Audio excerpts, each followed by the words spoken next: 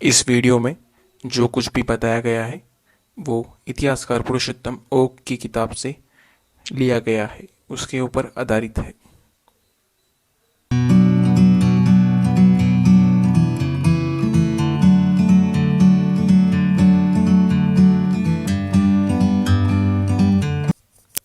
दौलत छुपाने की जगह। इतिहासकार पुरुषोत्तम ओक के मुताबिक ताजमहल दरअसल शाहजहां की लूटी हुई दौलत छुपाने का स्थान था। अगर शाहजहां ने यह आलीशान भवन बनाया था तो मुमताज के इसमें दफन करने का कहीं उल्लेख होता। आगरा से 600 किलोमीटर दूर बुरहानपुर में मुमताज महल की असली कब्र है और ये मकबरा सिर्फ लूट छिपाने के मकसद से बनाया गया है। मुमताज शाहजहां की पहली पत्नी नहीं थी और ना ही इतिहास में कहीं उनकी प्रेम की चर्चा है। ऐसा माना जाता है कि मृत्यु के बाद उसका शव जहां दफन था वहां से निकालकर ताजमहल में स्थापित किया गया ताकि लोगों को लगे कि एक मकबरा है। अन्यथा यह अश्वशाला, सैनिकों के घर इत्यादि बनवाने की कोई जरूरत नहीं थी। क्या ताजमहल एक हिंदू मंदिर है? इतिहासकार पुरुषोत्तम ओक के मुताबिक ताजमहल के गुंबद पर जो कलश है वह हिंदू मंदिर के तरीके से बनाया गया है। कलश पर चंद्रमा का निशान है जो हिंदुओं की निशानी है। इसके अलावा इतिहास में लिखा है कि ताजमहल का निर्माण 1632 से लेकर 1655 तक हुआ था, लेकिन साल 1631 में ही मुमताज का निधन हो गया था। तो उन्हें यहाँ कैसे दफनाया जा सकता है? साल 1632 में इस मंदिर को इस्लामिक रुख दिया जाने लगा। ताजमहल की लकड़ी की जब जांच हुआ तो उसका काल शाहजहां के समय से 300 साल पूर्व का बताया गया था। इसके अलावा उसके गुंबद पर जो कलश है वह त्रिशूल आकार का है और उस पर नारियल की आकृति बनाई हुई है। कब्र है या महल? महल शब्द हिंदुओं के काल से चलता आ रहा है। मुस्लिमों ने कभी भी इस शब्द का प्रयोग नहीं किया गया। फिर ताज के साथ महल शब्द रखने का फैसला क्यों किया गया था? इसके अलावा उस समय के किसी भी सरकारी कागज में ऐसा कोई जिक्र नहीं कि ताजमहल नाम का कोई निर्माण किया गया था।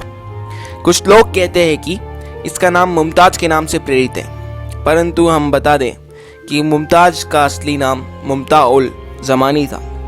विंसेंट स्मिथ ने अपनी पुस्तक अकबर द ग्रेट मुगल में लिखा है कि बाबर की जिस स्थान पर मृत्यु हुई थी वह भवन बेहद विशाल था और खूबसूरत था। उसी भवन को बदलकर ताजमहल में परिवर्तित किया गया है, ऐसा कहते हैं। क्या ताजमहल का असली नाम तेजलिंग था? इतिहासकार पुरुषोत्तम ओक के मुताबिक ताजमहल का निर्माण सन 1155 में राजा परमादिदेव के शासन में हुआ था। बाद में मोहम्मद गौरी और अन्य मुस्लिम हमलावरों ने उसको तहस नहस कर दिया था। विश्वकर्म की पुस्तक वास्तुशास्त्र में तेजलिंग नाम का शिवलिंग का जिक्र है, क्योंकि ताजमहल में वही शिवलिंग प्रतिष्ठित था, इसलिए उसका नाम तेजा महल्या पड़ गया था, जिसके बाद में ताजमहल कर दिया गया था।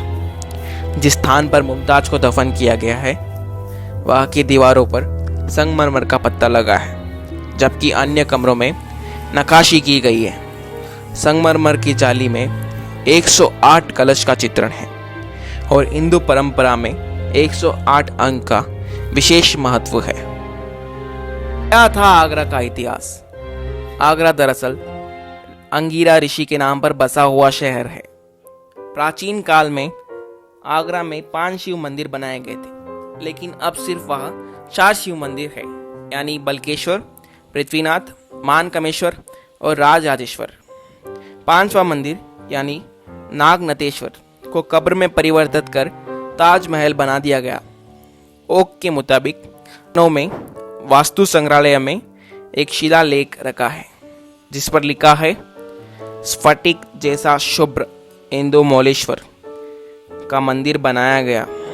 वह इतना सुंदर था कि उसमें निवास करने पर शिवजी को कैलाश लौटने की इच्छा नहीं थी।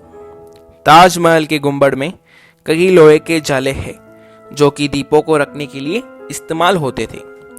जाहिर है किसी मंदिर में ही हो सकते हैं, कब्र में नहीं। क्या ताजमहल एक 7 मंजिला इमारत थी? इतिहासकार पुरुषोत्तम ओक के मुताबिक ताजमहल एक 7 मंजिला इमारत थी, जिसका एक मंजिल तहखाने के रूप में है। नीचे वाली मंजिल में 22 कमरे हैं, जिन्हें तालों में बंद रखा है और जिन्हें खोलकर किसी ने नहीं देखा।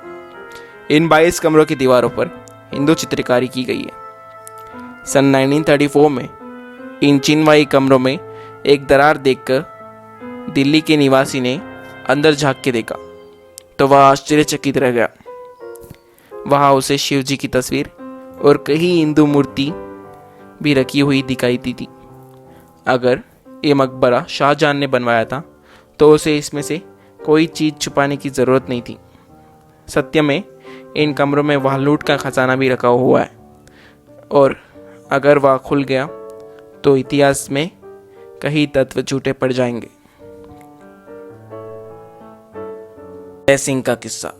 इतिहासकार पुरुषोत्तम ओक के मुताबिक बादशाह नामा नाम की किताब में लिखा है कि राजा जय सिंह से शाहजहां ने बड़े गुंबद वाला एक विशाल भवन लिया था, सिर्फ मुमताज को दफनाने के लिए।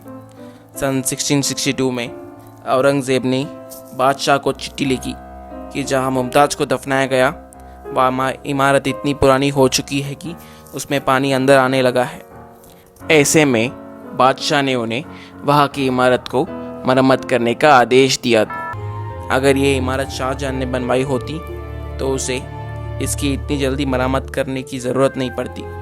ऐसे भी बताया जाता है कि राजा जय सिंह को शाहजहां ने 2 आदेश भेजे थे ये इमारत उन्हें सौंपने के लिए, और ये दोनों आदेश आज भी जय सिंह के दस्तावेज में शामिल है।